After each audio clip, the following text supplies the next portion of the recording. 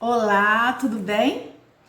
Hoje eu vou gravar o último módulo para vocês das dicas para abrir o seu consultório, seu espaço psicopedagógico para trabalhar a psicopedagogia clínica, tá ok?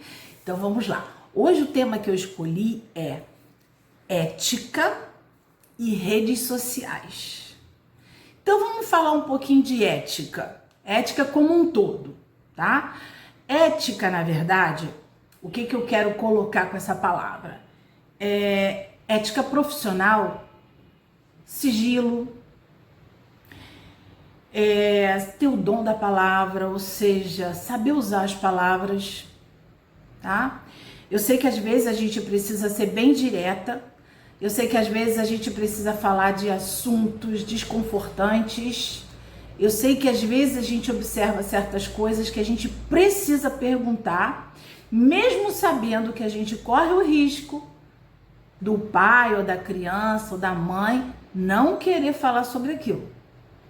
Então a gente tem que ter muita ética nesse momento, tem que ter sensibilidade para saber como vai ser abordado tal assunto, tá?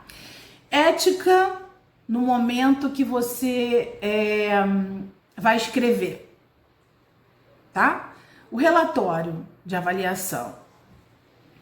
Eu sempre dou uma ou duas vias para os pais, porque às vezes quer levar até para o neuro, né, para o pediatra. A escola é a gente que leva, né? Para outros terapeutas que trabalham com a criança. Então a gente tem que saber usar as palavras escritas, as palavras faladas, as palavras escritas, porque essas palavras faladas e palavras escritas, elas podem não ser bem traduzidas. Então a gente tem que ter esse cuidado, um cuidado bem delicado, né? Então, toma cuidado com o que você vai escrever, principalmente na anamnese, porque outras pessoas vão ler aquilo ali. Então tem certas coisas que não convém ir para aquele relatório, porque só interessa para você no dia a dia ali com a criança ou com os pais, né? Então também esse cuidado é muito importante. Outra coisa, na visita escolar, sejam transparentes como vocês foram com os pais. Não deixem aquela brecha de vou falar isso para a escola, mas para os pais não. Vou falar isso para os pais, mas para a escola não. Não. Sejam transparentes, sabe? Eu acho que as coisas fluem muito melhor quando a gente é verdadeiro. E o psicopedagogo tem essa sábia atitude. A gente vai se acostumando aos poucos, a gente vai se acostumando e sabendo conversar sobre isso com os pais, conversar sobre assuntos delicados, saber abordar esses assuntos, né? Então, aos pouquinhos você vai adquirindo. Se você não tiver certeza, não faça. Só faça quando você tiver certeza do que você está fazendo. Quando você já conhece melhor a criança, quando você já conhece melhor o pai, né? Não tô falando de psicologia não, tá, gente? Porque eu já falei para todos, eu gosto de deixar isso muito aberto, que eu não sou psicóloga, eu sou pedagoga, né? Então, eu não estou falando isso com foco na psicologia, não. Até às vezes eu brinco e falo assim, eu posso falar porque eu não sou psicóloga, então eu tenho o direito de falar. Porque às vezes você observa a criança, a mãe pedindo alguma coisa para a criança e a criança respondendo de uma maneira, isso não tá legal, isso não tá combinando. É o momento de eu falar agora ou vou deixar acontecer novamente? E se eu vou falar agora, como que eu vou falar? Escondida da criança, escondida da mãe? Não, nada tem que ser escondido, tudo tem que ser transparente, tudo tem que ser aberto para ambos, né? Profissional, aluno, pais, família, tem que ser tudo transparente, tudo aberto, tá bom? Então, agora vamos falar um pouquinho disso tudo misturado às redes sociais. Rede social é muito bom? Sim, é muito bom. Mas a gente também tem que saber lidar com as redes sociais. Um deslize e vai tudo por água abaixo, né? Eu, por exemplo, eu sempre fui muito reticente a vídeos. Mas quando você é verdadeiro, quando você fala daquilo que você gosta, quando você fala daquilo que você domina, quando você fala daquilo que você faz diariamente, fica mais simples, né? Do que eu chegar aqui e falar de coisas que não é minha prática, que não é do meu cotidiano. Então, eu estou falando aqui o que é da minha prática. Tudo que eu estou falando para vocês nesses 4 módulos é tudo que eu fiz, tudo que eu vivenciei, toda a minha trajetória até hoje, tá? Então, vamos lá, redes sociais. Eu comecei com o Facebook, gosto muito do Facebook, né? Mas, por exemplo, quando eu quero colocar uma atividade minha de prática ali com a criança, eu jamais tiro uma foto mostrando o rostinho da criança. Mesmo que seja o rostinho com aquelas coisinhas, né? Aqueles emotions, né? Em cima, para não mostrar. Não, boto só a mãozinha. Até porque eu amo mãos. Principalmente mãos de criança. Mãos de criança trabalhando, escrevendo. Eu acho lindo. Então eu uso as mãozinhas, né? Essa coisa de fazer vídeo. Não. Só com mãozinha. Mãozinha e ali a atividade. Quem quiser acreditar no trabalho que está sendo feito, acredita. Quem não quiser, não posso fazer nada. Mas eu não vou identificar minhas crianças, não vou identificar meus pais, tá? Já teve mãe aqui me perguntando. Eu falei assim, o que eu faço para um, eu faço para todos, né? Então, porque quando você faz uma coisa que você tem certeza do que você está fazendo, você não tem o que ter insegurança. Você está bem ali, nada de ruim vai acontecer. É só uma mãozinha, é o trabalho, sem identificar nome, no máximo algum transtorno que você vai falar um pouquinho, né? E que não necessariamente pode ser o transtorno daquela criança. Então, muito cuidado com as redes sociais. Bom, uso o Facebook, hoje eu já tenho o Instagram e agora o YouTube, né? Então, muito cuidado com o que vocês falam, com o que vocês postam, porque isso pode vir contra vocês, né? Então, eu gosto, mas ao mesmo tempo eu tenho meu pezinho atrás, tá? Eu tô gostando do YouTube porque eu tô colocando o que eu aprendi. Eu acho legal a gente dividir um pouco da nossa experiência com quem tá começando agora.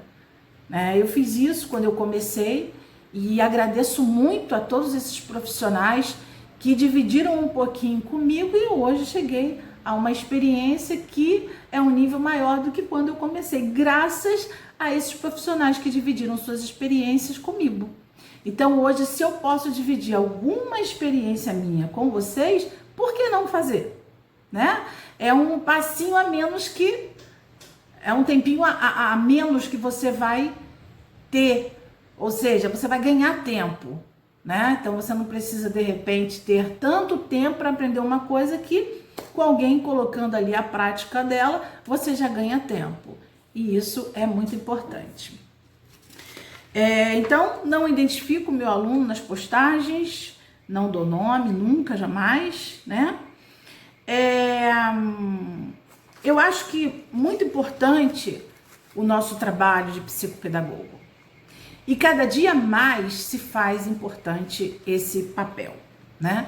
Tem o psicopedagogo institucional, que é aquele que dá suporte nas instituições, sejam elas escola, empresas, hospitais, né? O que trabalha na clínica, que é o clínico, é o que faz a prática individualmente com as crianças que têm algumas dificuldades, limitações e tudo mais. E o profissional, de um modo geral, psicopedagogo, ele não precisa necessariamente estar colocando em prática aquilo que ele aprendeu ou na clínica ou na escola como institucional, né? Mas ele pode também fazer o curso para ajudar nele em sala de aula. Não que ele vá fazer a parte clínica em sala de aula, porque 20 alunos não dá para trabalhar individualmente, né? Com certeza que não. Ele, em algum momento, ele vai precisar, sim, vai precisar indicar um psicopedagogo clínico para trabalhar alguma criança que tem uma dificuldade muito grande que ele não pode dar total suporte ali na sala com os 20 alunos. Então, a psicopedagogia hoje, na minha opinião, é um curso humanizado, né? Eu acho que ela traz muita riqueza para a gente, principalmente para o educador, para as pessoas que são da área de educação. A supervisão. É muito importante que no início, quando você começar a clinicar, que você tenha supervisão de pessoas experientes, né? Por exemplo, eu comecei a fazer supervisão esse ano. Até ano passado eu não queria fazer, muitas pessoas me pediam e eu não fazia, mas esse ano eu já comecei a fazer e estou gostando bastante, né? Porque a supervisão, a gente passa a nossa experiência, mas a gente também aprende muita coisa, porque são tantos casos que as pessoas trazem para a gente refletir, né? Então o grupo ali de psicopedagogos trabalha junto. Às vezes a gente também divide, eu gosto de fazer em grupo, né? Então um grupo de 4 no máximo, eu e mais 3. E aí o que acontece? Quando uma traz, eu vou dar as minhas opiniões e tudo mais, a gente também divide. Então não é só um que ganha, são as 4. As 4 aprendem junto. E olha a riqueza de conhecimento que a gente vai adquirindo nesse encontro. Então, a supervisão é necessária, tá?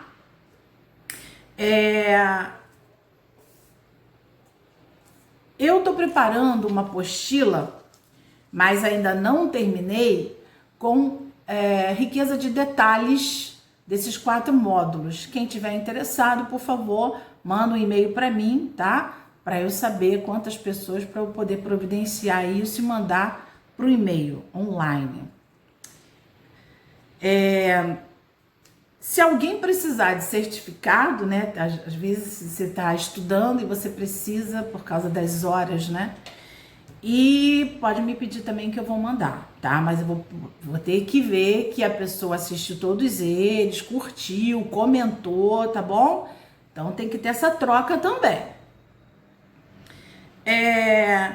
Quem tiver interessado, eu posso fazer mais um módulo falando um pouquinho do coach profissional. Por quê? Eu acho muito importante uma palavra, né, de coach, vamos dizer assim, para essas pessoas que têm o objetivo de abrir o seu espaço.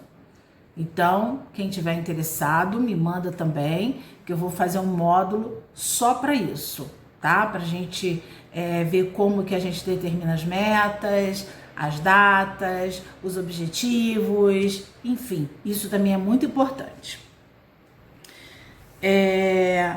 Uma coisa que eu não falei ainda, para terminar, né, é que eu sou aposentada, né, trabalhei 26 anos em escola como coordenadora de centro cultural, amei, foi muito bom para mim, foi um aprendizado muito grande, mas antes de ser coordenadora, eu trabalhei na administração, trabalhei em vários setores da escola, em vários setores da área administrativa. E isso para mim foi uma riqueza muito grande. Antes da escola, eu trabalhei 8 anos em banco, no Unibanco, né? E também foi um aprendizado muito bom. Mas a psicopedagogia, além de ser a maior realização profissional da minha vida, foi o meu projeto de aposentadoria. Eu não queria parar de trabalhar, mas eu queria continuar trabalhando em algo que fosse muito prazeroso, que eu acordasse de manhã e sentisse prazer de vir trabalhar.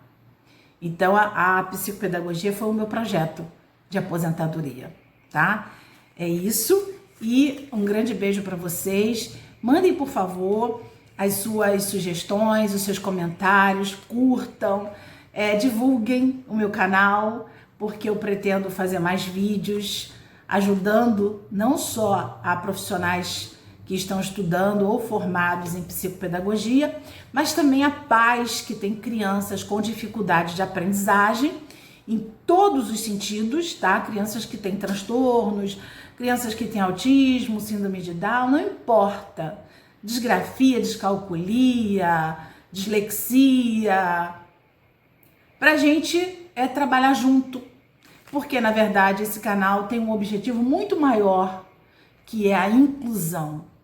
Então, vamos incluir todas as pessoas que têm dificuldade de aprendizagem. Não vamos deixar que a pessoa continue com dificuldade para aprender qualquer coisa, tá? Aprender é um direito de todos nós. Então, vamos ajudar. Esse é o meu maior objetivo com esse canal, tá bom? Um grande abraço. Até a próxima.